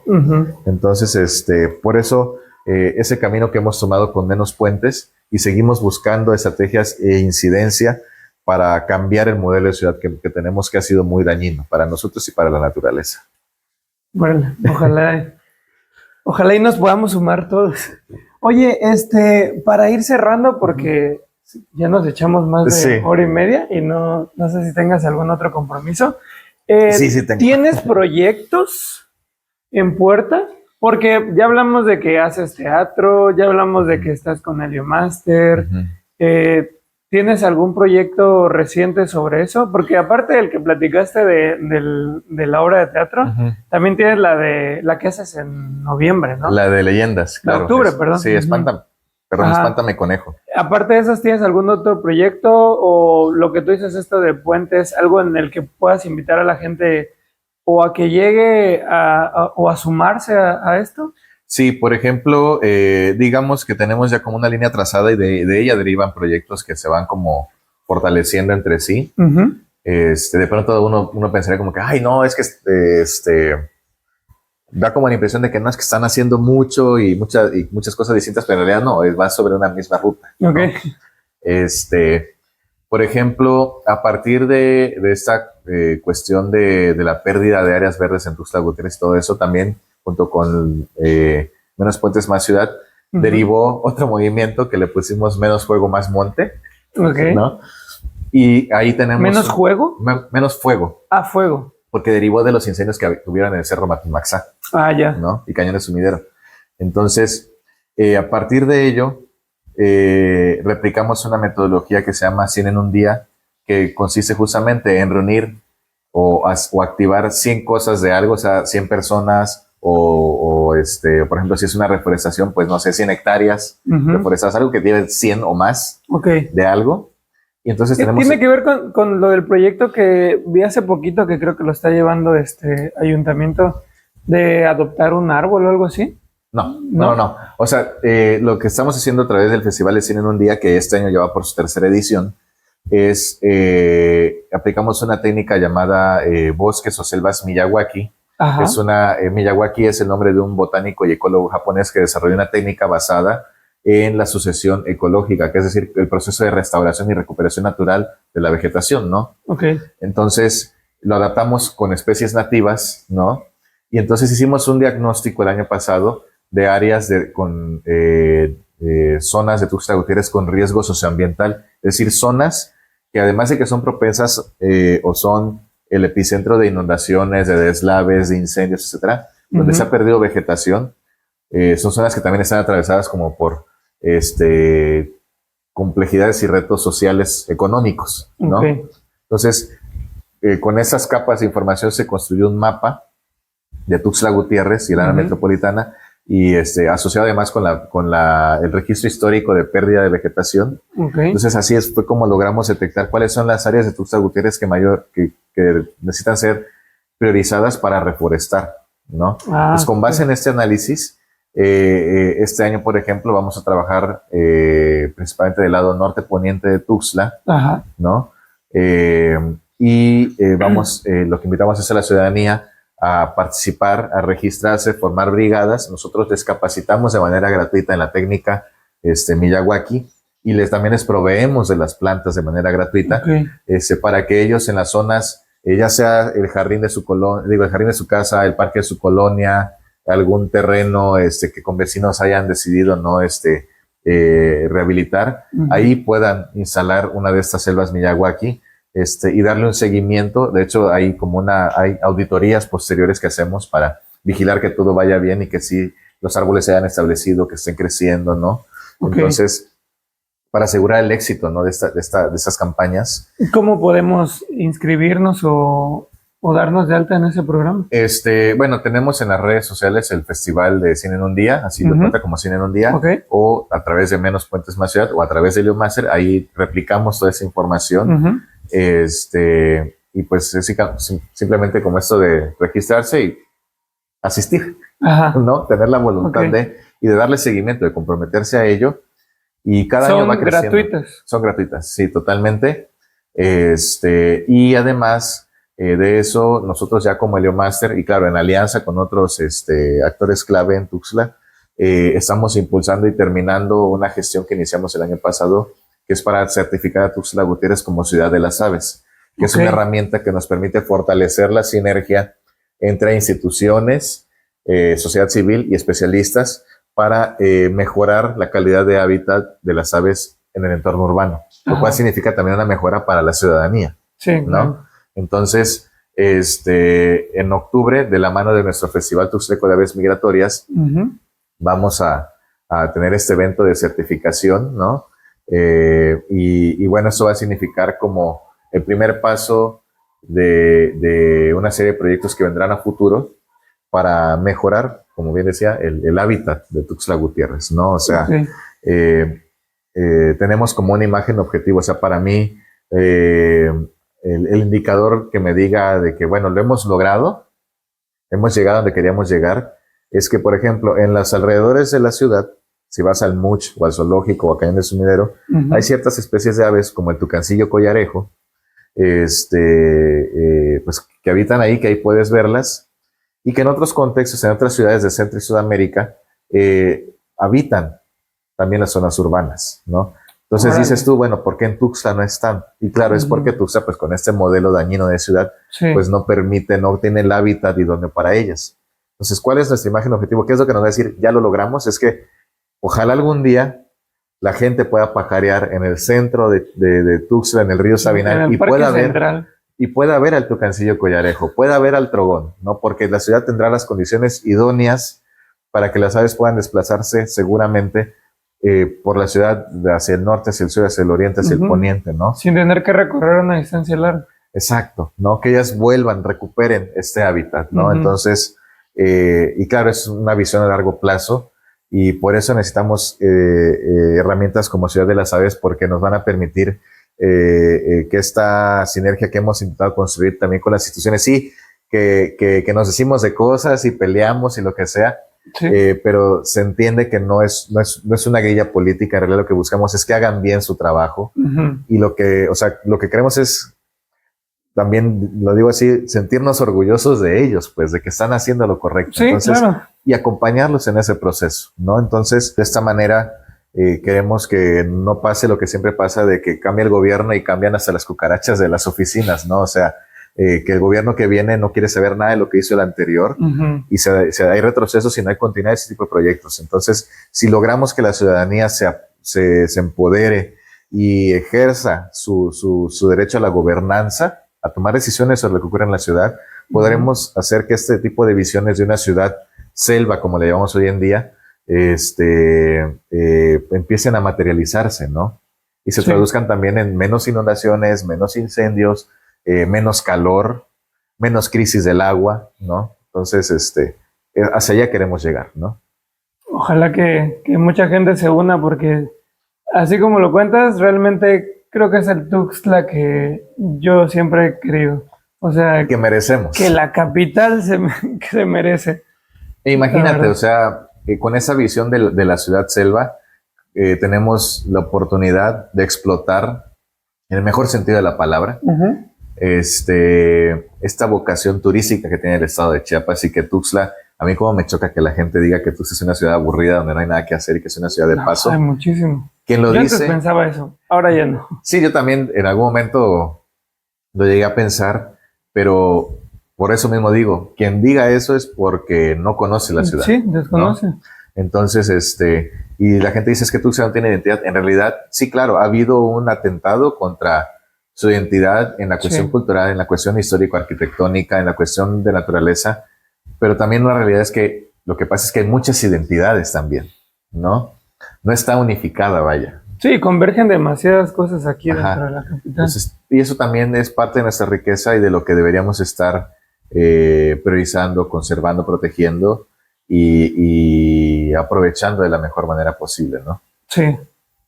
Pues Dani, te agradezco muchísimo. Espero que podamos tener otra conversación, ya sea en este espacio o en algún otro donde nos vayamos a ver, porque yo estoy seguro que nos vamos a seguir frecuentando bastante. Claro que sí. Estás haciendo cosas muy interesantes. La verdad es que a mí es una entrevista que me emocionaba muchísimo hacer. Gracias. Porque, pues, digo, no conozco toda tu trayectoria y justamente por eso tenía muchas ganas de platicar contigo para conocerte un poco más y también para que la gente te conociera. Que compartiera el porqué de la emoción de lo que yo tengo. Y pues también a mí me gustaría invitarlos a que lo vayan a seguir. Creo que te mueves más en Helio Master, ¿no? Sí, es el proyecto, o sea, para mí es y para quienes estamos en el Master es como nuestro proyecto de vida, ¿no? Entonces, hay una visión muy a largo plazo con Helio Master. Para que ahí chequen todo lo que está haciendo, de verdad está haciendo muchas cosas, pues ya vean todo lo que nos platicó hoy, en las cosas en las que está involucrado y las que vienen en camino también, ¿no?